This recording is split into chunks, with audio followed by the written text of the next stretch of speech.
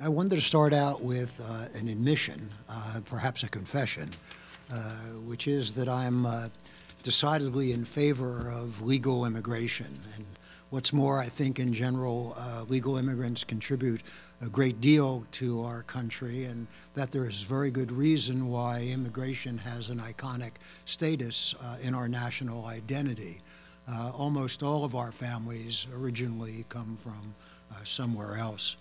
I mention these views because there's a substantial political and emotional investment in what has become the conventional wisdom about immigration grand bargains and its rhetorical twin, comprehensive immigration reform. And it turns out that anybody who doesn't agree with what those things are defined as by others and what sensible, in quotes, and correct initiatives are thought to not be thinking clearly, perhaps purposely. It seems now that with the midterm in back of us, there is now no clear policy momentum for big immigration reform, and that actually presents us with an opportunity, which is part of what this paper is about.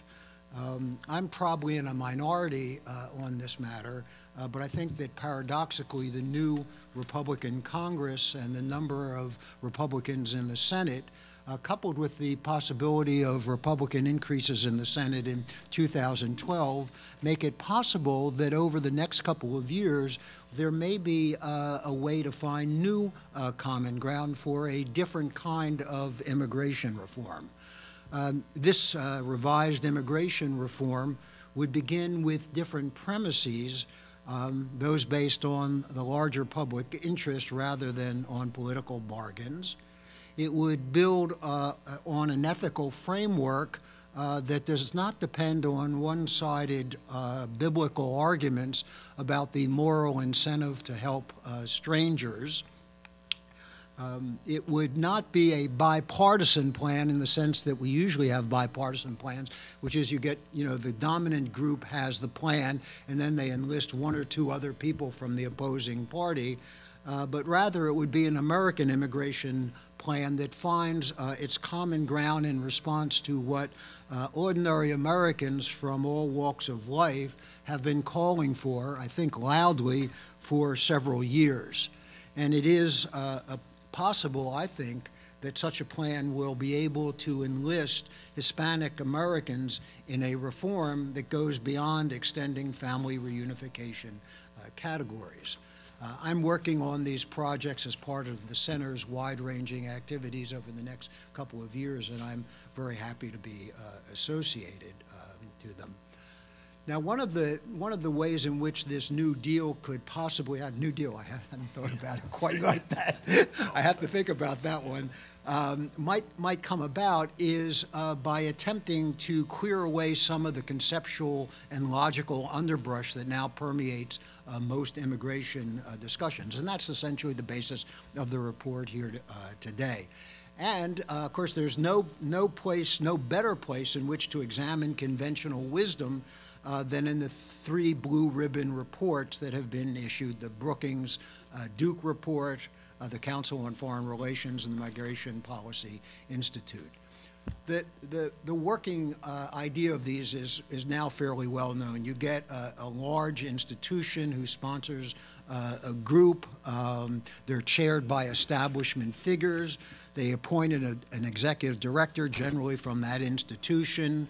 A group of notables are then recruited. They discuss the issues. They issue a report.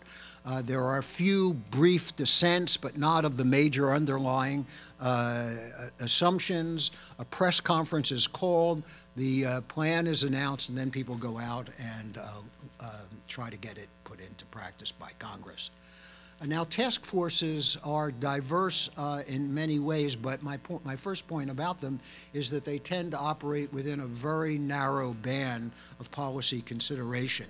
If you look over the three task forces, it's hard to find anybody that can really be identified as a quote-unquote restrictionist among the group. Moreover, not one task force took seriously the idea of ending the policy of mass immigration. Nor did they consider the idea of having a moratorium on high immigration numbers until the immigrants that we have now can be integrated more easily into American life. Nor did they consider lowering the actual number of immigrants that we take in each year, as the Jordan Commission had done some years ago. And they didn't consider diversifying the stream of immigrants that we take into the United States. Now, I mention all of these things not because I think each and every one of these specific ideas is something that we ought to be doing without thought, but because they seem to me to represent the kinds of things that immigration blue ribbon panels don't touch. There are lots of things that are off limits.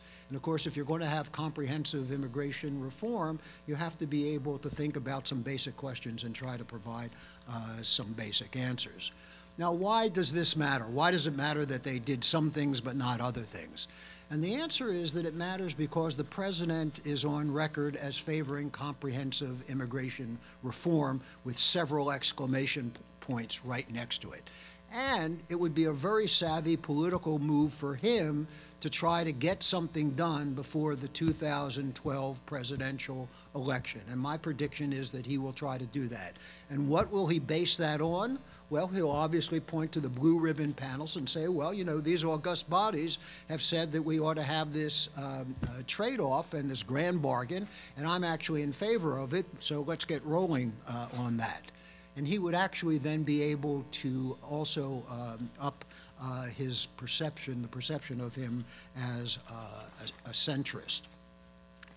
Now, I think as everybody knows, the basic premise is that you couple border and workplace enforcement with the legalization of anywhere between 10 and 12 million illegal immigrants, whatever the count is. But those terms, you know, the grand bargain and comprehensive immigration reform really refer to two different things. The grand bargain is the legalization enforcement relationship. The comprehensive immigration reform has to do with all the questions about immigration, some of which get answered, for example, what do you do about family reunification processes, or what do you do about having skilled immigrants as opposed to unskilled immigrants, and also the questions that I raised just now in the beginning, which is how many immigrants are a good number for the United States to have every year? Is that 550, as the Jordan Commission suggested some years ago? Is that 1.1 million, as the Duke Commission suggests? Is it 1.5 million, as the MPI people suggest? Or is it sort of unlimited, as the Council of Foreign Relations says, because they won't give out an actual number, but they want to put into the mix all of the workers who come here who now are asked to go home, but now we won't ask them to go home, so we'll bring those in and we'll bring their family members in as well. So we have a large variation in the numbers that these reforms will bring about, but nobody talks about the underlying question, which is, you know, what would be a reasonable, good number of immigrants to have every year, and really set that as a place where we really aim to get that done.